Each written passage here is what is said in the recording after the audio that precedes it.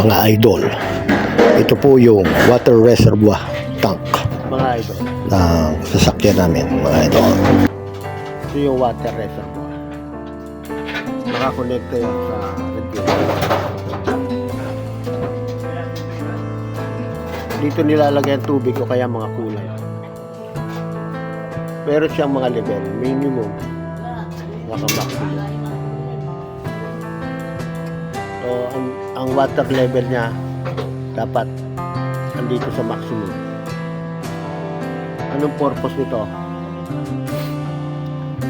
Ang purpose niya, mga idol, yung radiator, pag tumatakbo na ang makina, umiinit.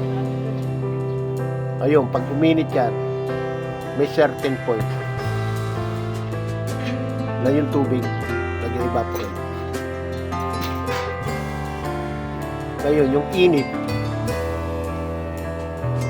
ng tubig sa radiator, pupunta rito. Tutulak nito. Pupunta rito. Yan. Rito yan. Ito. Papalit na yun yung malamig na tubig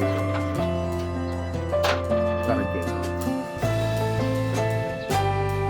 So, ang purpose nito, suporta niya yan. Papaano ngayon kung walang tubig? So, yung tubig, yung init na pupunta sa radiator, pagpunta rito, wala siyang mahihigop na tubig galing dito. So, ang tendency, mag-overheat. Pag sobra naman, mga pinuno mo, ganun din. Hindi na makakapasok yung mainit na tubig galing sa radiator.